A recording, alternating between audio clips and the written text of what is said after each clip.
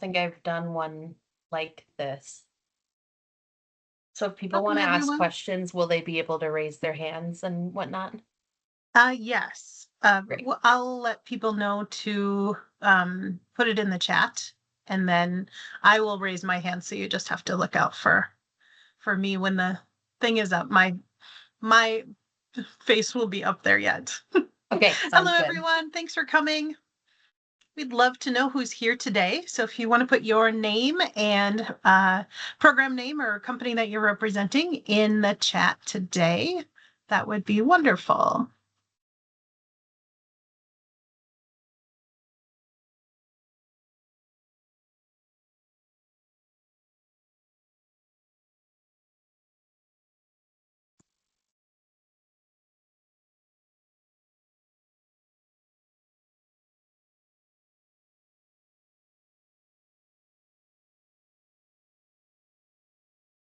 We'll get started in just a minute as everyone is trickling in this morning, almost afternoon.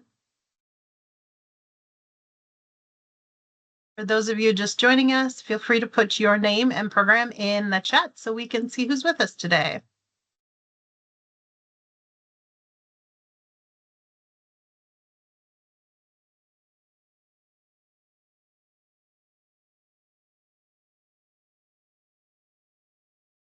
Thanks for joining us on this very second day of summer for most families after school ending last week for most public schools, at least in the metro area. I think some of the schools around the state have finished maybe a week or two earlier.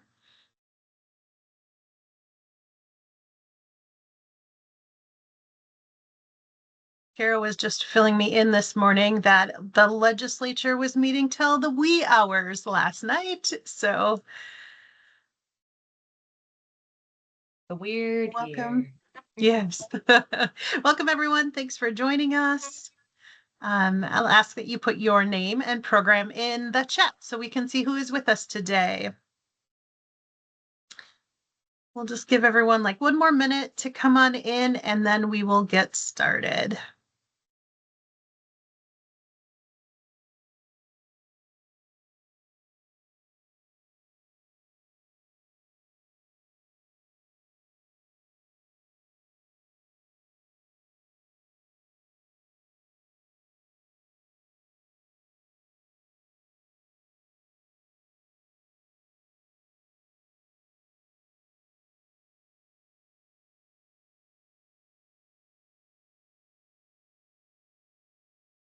All right.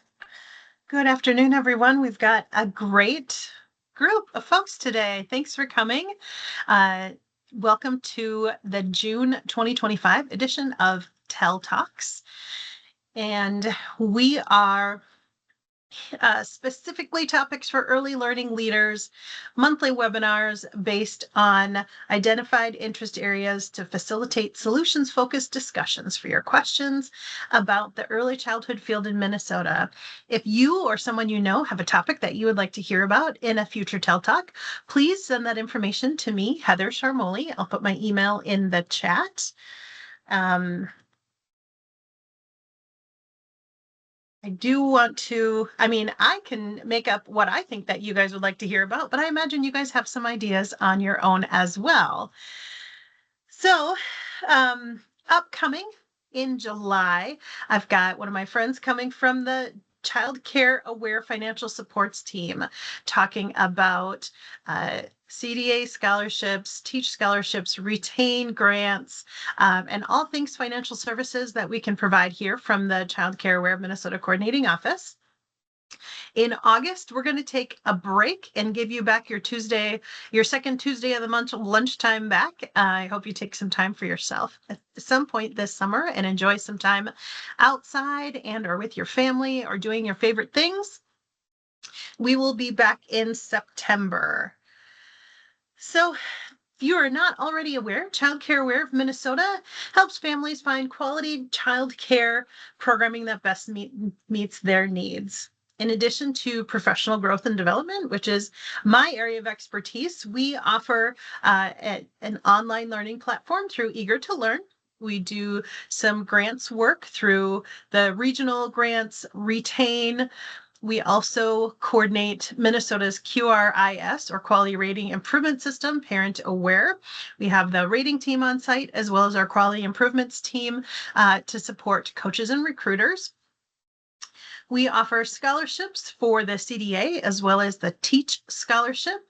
We also offer Empower to Educate programming and offer trainer and RBPD support in different capacities.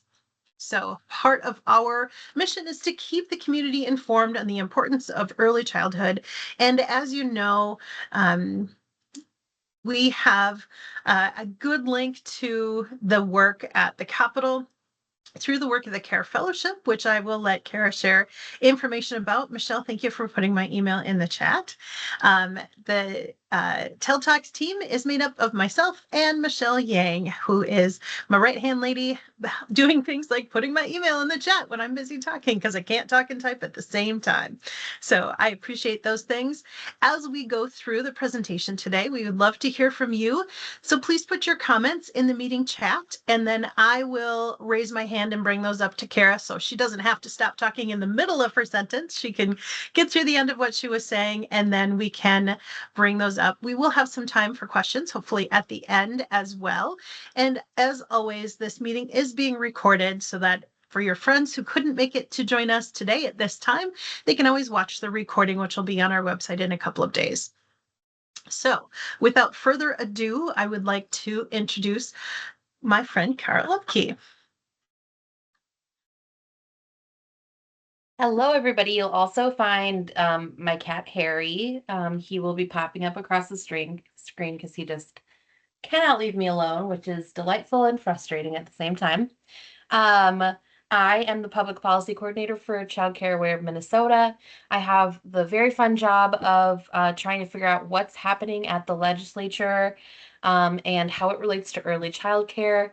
I also coordinate the Care Fellowship program, which is a 9-month leadership program for early childhood educators to really make their mark and learn how to lead at the Capitol and be influences for our field. So today specifically, I'm going to talk about the 2025 legislature and the process, what happened. I just want to start with the really big caveat that it was a very, very, very, very strange year. And I'll get into all of that. And I wanted to give you all the background of what has happened and how we have gotten to this point. So please feel free to stop me at any time if you have any questions. I am going to share a PowerPoint and I will be right back. All right, can someone please give me a thumbs up or a Heather? Okay, great. So, the state of Minnesota 2025 legislative session, a strange time in government. This is a little tricky because I can't see your faces, but I love the emojis if you want to do the emojis. Otherwise, I'll just keep going. So, some topics we'll be covering. What happened? A historic start, historic challenges, co-chairs and political challenges. They did not meet the deadline, budget shortfalls. What didn't happen, major investments into early child care, major cuts to early child care. The bills have not yet been signed by the government, and we did not have a government shutdown. I'll get into all of those. So first, I just like to remind folks of how the legislature is made up. Oftentimes you will hear about the House of Representatives, and they just often also go by the House. They are the lower house of our bicameral unit, which means we have two houses, the House of Representatives and the Senate. In each of those bodies, there are elections, and then the political parties that win get to control get to control kind of what happens in each body. In the election cycle in November of 2024, the House of Representatives was split. So there was a 67-67 split between Democrats and Republicans. This has only ever happened once. And we'll talk a lot more about that later. Then in the Senate, the political party control was a DFL, but with only one vote. So that looked a little more like, I want to say 35 to 34. I might be one number off. It's a smaller body. They serve 4 years rather than two. And so that was a double surprise after the election happened. And then our governor and lieutenant governor is our DFL, Democrats. And then why this matters is because every other year the legislature must pass a state budget to keep all the systems running. So that's everything from MnDOT, which is the Department of Transportation, DCYF, our new Department of Children, Youth, and Families, and so much more. And this year, it was a budget year, meaning that there would be spending or cutting to try to keep items open, keep agencies open, depending on the political will of what we see above, which is the House of Representatives, the Senate, and the governor. Going backwards a little bit in 2023, there was what was called the DFL trifecta. So the DFL controlled the House, Senate, and the governor, and there were historic investments made.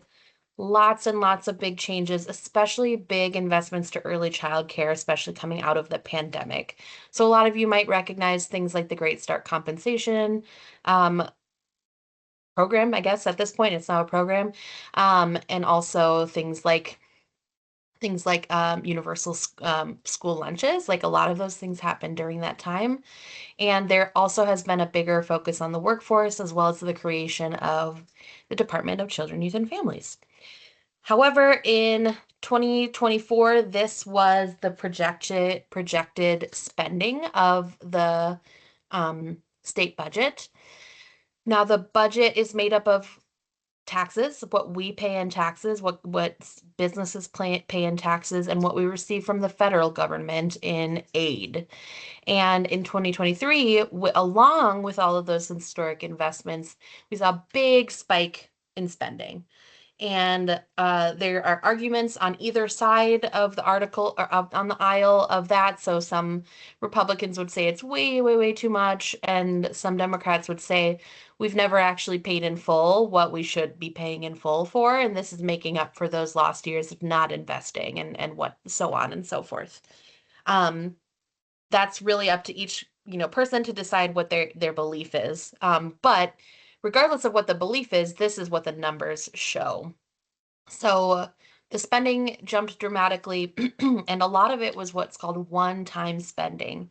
So the government said, we're going to do this for one cycle. So that means we'll do it this year and the next year, and then in 2025, we'll reevaluate, and that's where we are. So a big year to go into, knowing there was going to be so much discussion on how to spend and what programs might be ending, what programs might need more funding.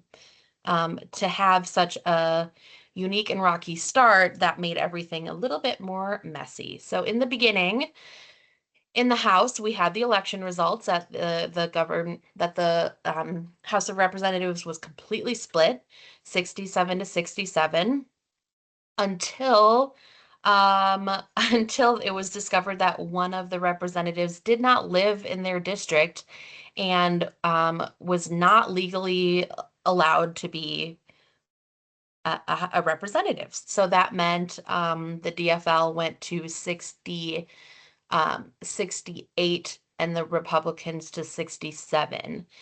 And during that time, there had to be a Supreme Court discussion and ruling on what constituted a quorum, which is a legal number of folks that can make the votes. And when that ended up coming out, there was essentially not a voting government body until the special election happened. So I know it's a little confusing. I think I might have mixed up some words there, but long story short is that at the beginning, the House of Representatives did not start working until February, and the start of the session is in January. So that was really, really frustrating for a lot of folks. There's a lot to get done, and they had already delayed, and there had just been a lot of political infighting and smoke and mirrors. Really frustrating when we had a lot to get on, get going. Then in the Senate, that was always a DFL +1 from the very beginning. However, a senator did pass away due to cancer, Kerry Dietzig. So that required a special election. So for a small moment there was also a tie. In addition, there is a DFL senator who is going through some legal troubles. Um, there was a breaking and entering case, and she has not been tried or charged or anything yet, but Republicans didn't want to seat her. They wanted to say like she's not official. And so for a long time the Senate refused to work with her. And that meant that there wasn't enough of a voting body as well. That's changed a little bit. And then I also want to point out that the federal situation that also happened in January and February was just complete chaos with spending and program cuts. A lot of folks in government had no idea what was going to be coming, especially because we just don't, the impacts of the federal cuts would impact our state budget significantly or non-significantly. We just didn't know. So all of this really made for a really rocky start to the session, in a session that's so important that, budget and money needed to have happen to avoid a government shutdown. Any questions so far? Okay, I'll just read this. This is from a news article. It says a resignation, a secret oath taking, missing ballots, a deceased senator, special elections, a burglary case, House members on the run. So it was crazy, y'all. A lot happened and it was historic and unusual. And I also wanted to go back to the first time that the House was split. It was in the 70s. It was split 67-67, and it was just as crazy, just as strange of things happened. Um, so we just have continued on with that theme, apparently. However, once things started to get smoothed out with the ruling from the Supreme Court of Minnesota on what constituted a quorum in the House, the power sharing agreement was reached in February with the House. That meant that there would be co-chairs of every single committee that were Republican and Democrat, just like they also reached an agreement that the leader of the House would be Republican and Democrat. This has never happened. Sorry, 1 second, cat. This has never happened as intensely as it did before, with as much political chaos as you will before. It really forced all of our legislators to be as bipartisan as possible. I also missed in January, the Senate also reached their agreement, though it was temporarily suspended with the death of the senator, as well as the court case and um, the excuse me, the Republican leadership not willing to work with one of the senators who was going through the court case. So we have January, we have February. In March and April and May, things started to get moving. We saw a lot of new bills being produced, being put out. But what that really meant in terms of like what was going to be happening and what topics were going to be covered is that they had to have bipartisan support.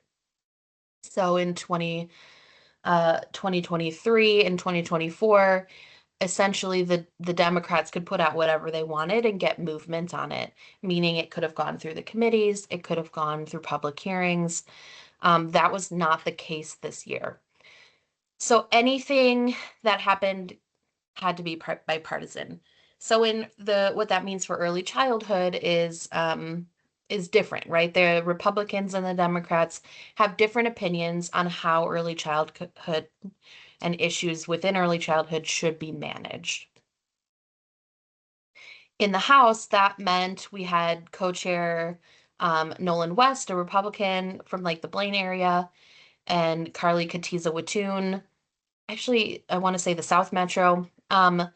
They worked really well together. They got a lot done in their new uh, families and family. It's a really long title. Their committee is called Families, Children, Finance, and Policy Committee. Families, Children, yeah. And it was a committee where they led things together really well. They definitely had some controversial issues. Representative Nolan West really wanted to talk a lot. I mean, his main priority this year was talking about cameras in early child care centers. That was his one real big important thing. At one point, there was a bill to mandate cameras in classrooms. And unfortunately, because the legislature just finished last night and I have not had a chance to look through everything, I don't know what happened with that. So I don't have answers yet. At one point, the bill just didn't look at all like what the Representative Nolan West had originally planned for. And so there is a possibility it could have been scrapped entirely. For Representative Katiza Watoon, I think her general priorities were about maintaining or even expanding early child care services. With the state of the budget and what happened last night that I don't know yet, she was just in general a really strong early childhood advocate for us. Any questions so far? And like no question is too silly, please. Sometimes I speak in policy speak and I don't like that. So let me know if you're confused or what have you. Early care in the Senate, a little bit different. So the co-chairs for this, also they worked quite well together. However, there is no specific early childhood committee like there is in the House. So what this means is that all childcare related anything falls under Health and Human Services, which is a huge body of work. And the co-chairs of that really had a lot of kind of chaos coming from the federal state of things with all of Health and Human Services related topics. We know that Health and Human Services was something that immediately started to get attention from the federal government and immediately started to get some cuts and things proposed to be thrown out the window completely. And so what that meant is we just didn't see as much movement in early child care in the Senate. The things that were proposed were pretty much maintaining, not expanding. And though some of the more controversial bills, like the cameras, did get a co-chair in or a companion author in the Senate, they didn't move very far. Um, in general, this was a how can we kind of hold the line and make sure things don't get majorly slashed. And our co-chairs in that field or in that on that committee did a really good job as well. So, what does this all mean for early care? Unfortunately, the general answer at the moment is I don't exactly know. I have a lot of reading to do, a lot of parsing out what happened because of the end of the session. So, what happened in May, the deadline for the legislature, as like designed by law, so it was a self-imposed deadline that they did not meet, was May 19th. And on May 19th, it was very clear things were not going to be done. There were issues for spending that Republicans really wanted to iron out. There were issues from Democrats that Republicans really didn't like, and there needed to be more time. I'll say one quick thing about the state of the legislature in Minnesota. We do not have a year-round legislature. So at the federal level, Congress meets all year round. It's their whole job to govern the country all year round. In Minnesota, it's a 6 to 8 week legislative session on top of what most legislators have a normal 9 to 5. Um, and so in the past 8 years that there has needed to be a budget passed, 6 of those years have gone into this special session. So this is not unusual. Um, that they just didn't have time to get their work done. However, it was made even more complicated by the chaos at the beginning of the year. So there could have been a world in which they finished on time, but the delays in starts and stops and special elections and resignations and all of that made it pretty unlikely that they were going to finish on time. We all were kind of like, yeah, this probably is going to happen. What is unusual is how long it took to get the special session done. So I had expected and was quite hopeful that I would have more information for you, and that they would have done a special session maybe like a week after. But instead, there was a lot of behind the scenes negotiation, a lot of compromises and discussions. Just so much has happened in the last couple weeks. And unfortunately, because it was in a special session, we didn't have access the way that we always do to like listening into the hearings, to reading the discussions, to news articles on what's happening. There was some, it's just not the same. In general, it was a lot of discussions about early child care and how the government fits in. Does the government expand into more services? Does the government pull back more services and leave it to the businesses? That is the general discussion. However, for Anne McCauley would say, like, what's great is that, like, in recent years, the government has been like, yes, we do need to support early childhood. This is not just a family issue. So there was not any discussion of like, well, why can't the parents just do X, Y, or Z, which there has been. It was more so about like what ways is appropriate and affordable, especially as we're going into this big spending challenge. We did see less spending, but as I can tell for now, there also weren't massive cuts. Um, I I don't know exactly what they decided to cut yet. A big kind of controversial thing they did decide to cut is Minnesota Care for undocumented adults, not children. That could affect some of you in some ways, but I don't know exactly how much money that was, etc. So there's still a lot more to find out. Um, and the governor has not signed anything into law yet. So just because the House and the Senate has finished up doesn't mean anything is finalized. The governor can still make vetoes. The governor can still call back for another special session and say, hey, I expected y'all to get this done and you didn't. However, the longer the governor pushes off signing the bills, the closer we get to a government shutdown, a partial government shutdown, which in general politically is not a good look for any of the parties. And also just really can be really tragic for the people who are working for our state. So what to look out for? In 2 years, there will be a budget shortfall because our spending will outpace our taxing. This means that the legislature has to decide if they're going to raise taxes and how. Um, each party has a different opinion on how to raise taxes or if they even should. And that really will lead us into like what happens in the next elections. If the elections mean a DFL control or a Republican control, that will be significant for early childhood and spending in general. And then another thing to look, oh my God, sorry, my cat just almost tried to knock over my squish. Sorry. Um, another thing to look out for is general agency changes, especially around regulations. So one thing we typically see when there's a decrease in spending is less regulations. And what that means too is also about less enforcement of regulations. I don't know if this is for sure. This is just something I would look out for as an early childhood educator or agency, is if there's less people in the government to do that work, it will affect the services you receive.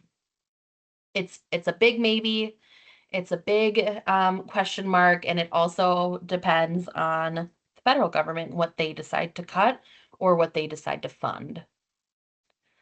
So that is my presentation. It was a little sparse, but I hope you get the general idea of what happened and what we need to know in the future. So I'm happy to answer any questions. I see the article, what to know about the special session. Yeah, so that's still all about like what they tried to get done. We're still waiting on like a full review of like what actually happened. Yes, thank you, Tristan, for sharing that. One other thing, Carol, there was at least brought up in a hearing, and I'm going to butcher this because I can't remember the name of the initiative, but they're looking to change licensing to be health and safety only, and then have programs like Parent Aware work on the quality piece so that licensing has smaller oversight. Do you know this program? Have you heard of it? Can you share a little bit about what you know? Can you say one more, can you repeat that one more time, please? So Thank you. there's an initiative to, yes, We Vision. Thank you, Jamie. We So Vision, the okay. We Vision, yes. Can you speak to that a little bit? I don't know that much about We Vision. I do know that there is a committee of folks from the departments, from nonprofits, from us that meet regularly to talk about the workforce and how the workforce in early childhood relates to We Vision. Think Small is a nonprofit that we know of that's really leading the work on We Vision. So I'd be happy to send the contact information about that. Oh yeah, we will another presentation. Yes. So Nikki and I will be responsible for working on what happened, the final presentation, and that will be posted where we typically leave our bill tracker as well as videos that Anne did.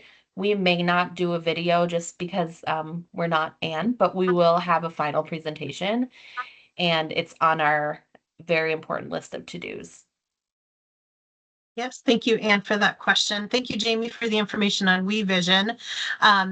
It's just getting started. I think very initial traction for looking at how to potentially, cut down on what the state is in charge of as far as governing and standards and things like that, and then leaving the actual quality pieces up to programs that are well versed in early childhood rather than legislators who are not.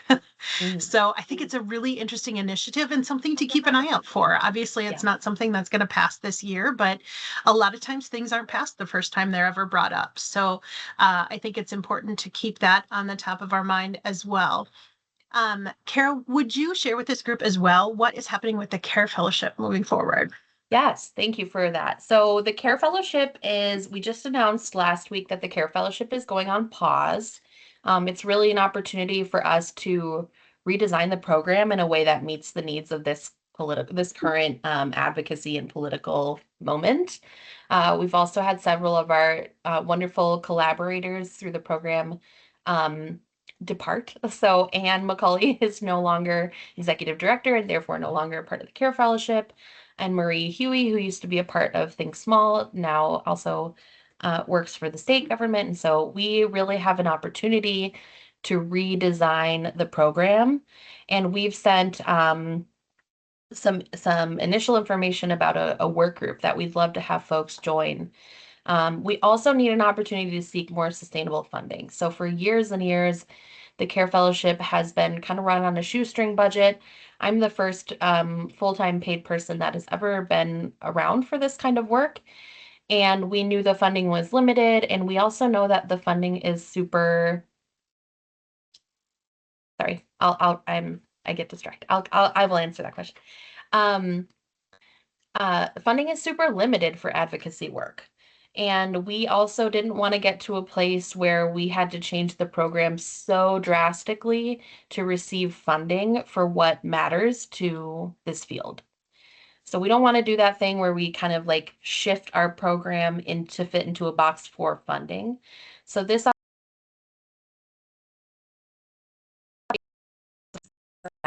program, here's what we want to do for the next however many years. and then go out and do that seeking of funding and sustainable funding, or think of a different model altogether. Um, yeah, so Kara, the emails announcement in the NOAA current fellows. Oh my goodness, but not alumni. Yes, alumni can absolutely put that in. We totally must have missed that detail. Is it It's okay if I add the link to that work group yes, please do. in here? Yeah. Yes. And so far we've already had a lot of folks sign up, which is very exciting. So we're really looking forward to that work group. That will actually be led by Nikki um in the upcoming season. Yeah, so if anyone has interest in it, if nothing else, apply and we'll see how many people are interested in joining this work group to kind of help steer the direction of what the Care Fellowship will look like in the future. Because I am an alum and I think that it's just such an incredible program. I know I learned just a ton of information and it's helped me be able to move forward in my work in a lot of different perspectives. I know Mallory was in my class as well, and Tristan, um, and uh, and a few others that I continue to work with in the field. So it's really great way to also make some great connections in the field. Um, does anybody have any other questions or comments on Care Fellowship specifically?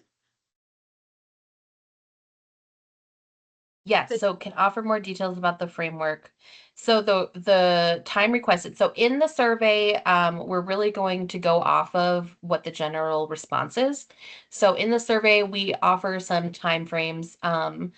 We have options for daily, monthly, not daily, not daily, weekly, monthly, bi-monthly. So far, people are saying to meet monthly.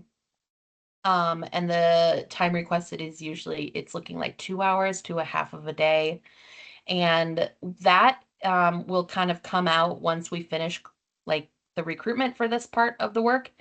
Um, so it's going to be what the group decides, and then expertise needed, just anything. The general request is that you have an interest in this work and will use your network and expertise to grow and transform the program. Thank you. Thank you. Before we wrap up today, one more question. Kara, is there any advocacy opportunities right now that we can take advantage of, or what should we be looking for in the future? Yeah, so what you should be looking for right now is just following along with some of the major news sources. So pretty soon, just like me, they will also be parsing through all this information and getting out an overview of what happened. From there, usually advocacy groups will take up certain issues. I already know that there is an effort to tell the governor to veto one of the bills, which is the one specifically repealing healthcare for undocumented immigrants. Um, and what will happen slowly but surely is there will be opportunities that we will send, or, you know, Child Care Aware of America would send, saying, here's a way to get involved. In general, you could check in with your legislator, be like, hey, so what happened? This is an issue I really care about. Let me know what you decided.